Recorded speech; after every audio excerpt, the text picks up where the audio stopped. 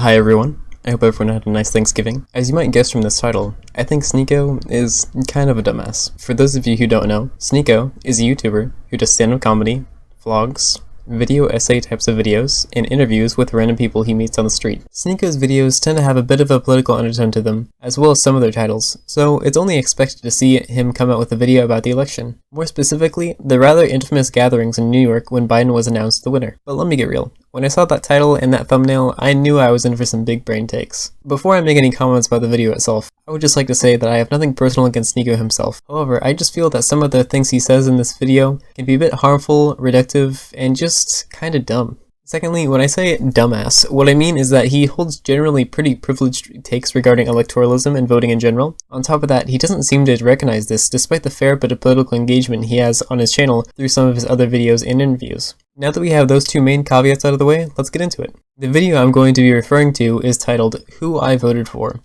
and was uploaded on November 9th, just after Biden had been confirmed the winner of the 2020 presidential election. The main portion of this video serves somewhat as a capturing of the feeling of New York the day Biden was announced the winner. It mainly consisted of Sneako walking around downtown, filming and talking to various interesting characters that he ran into. While this portion makes him look a bit bad, mainly the part where he doesn't have his mask on and says, "Coronavirus is over just like that," that isn't the main offender of the video. To be honest, I watched a few of Sneako's videos in the past.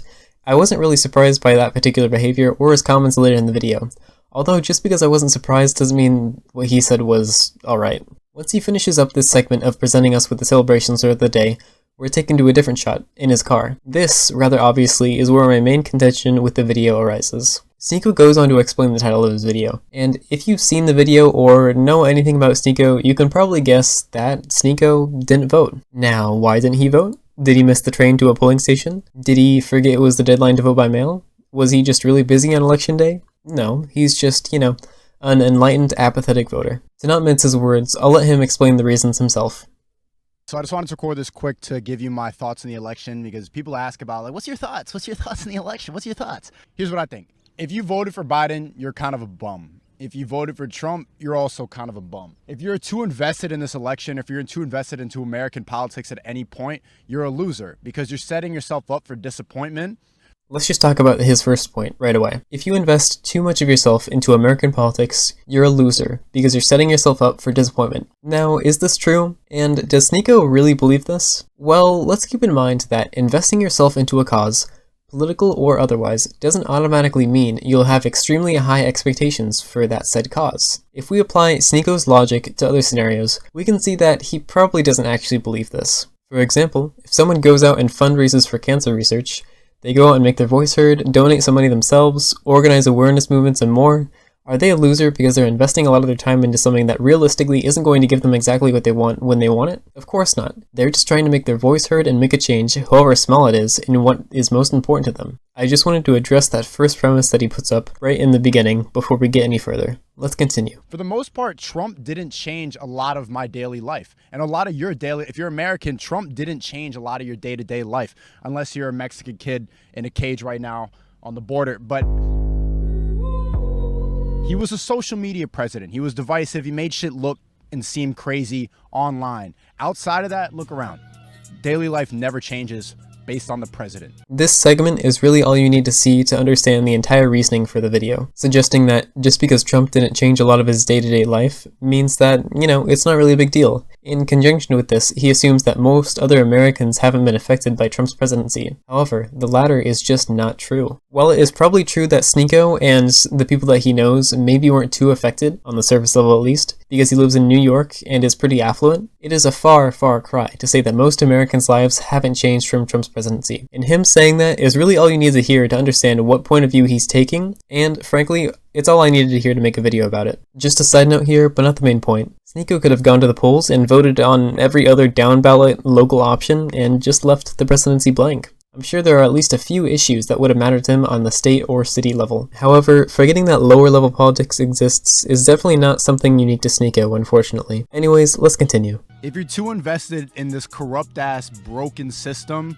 you're a loser. What I don't think Sneako has maybe thought about here is how we would change this quote corrupt-ass broken system. And you will not find an answer to this by ceding the little political power you have in the first place.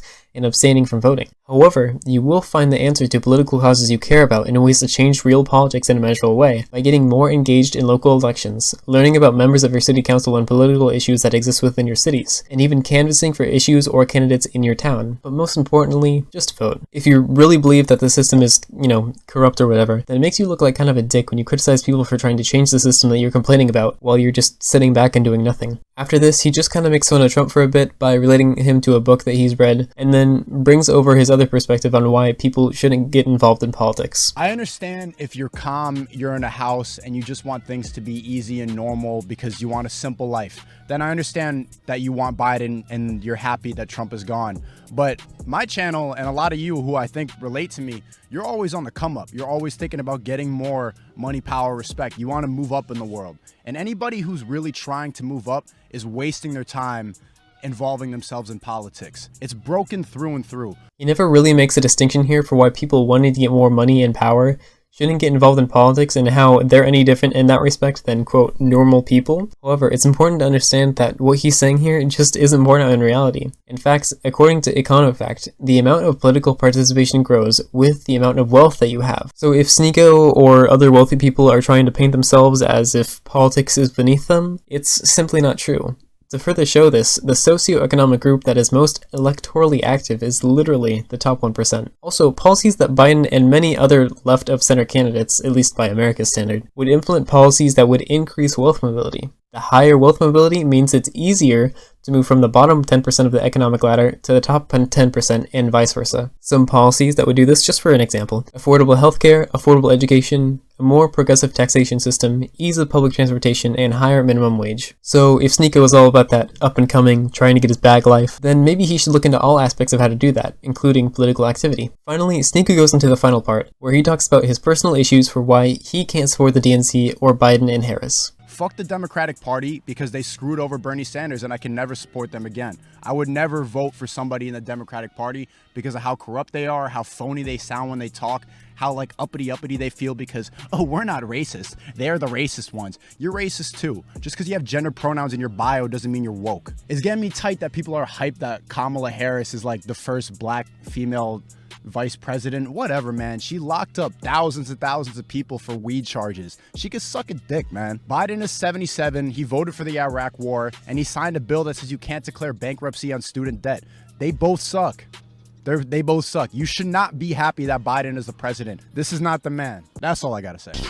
So both things he brings up regarding Biden and Harris include legislation that has occurred within their past of the late 90s or early 2000s. I agree that locking people up on marijuana charges and not allowing students to declare bankruptcy on student debt is a pretty bad thing. But I don't care as much about what they did 20, 30, 40 years ago. I care about what they want to do right now. On the topic of drugs, one of Harris's main talking points and positions is the federal decriminalization of marijuana. And on the topic of education, Biden wants to make 2 years of community college free for students and college more affordable in general. So yes, they have done less than favorable things in the past. That's not unique to them. However, I care more about what they're going to do right now than what they've done years ago and expressed regret for. Anyways, that about wraps up Sneako's video and thus wraps up mine. In conclusion, I just wanted to make a video responding to his about the election. It bothers me when people with a platform tell our already apathetic young voter base that voting doesn't matter or it makes you a loser or something. That's really not the case. And Sneako, by asserting that, is kind of a dumbass. Happy holidays.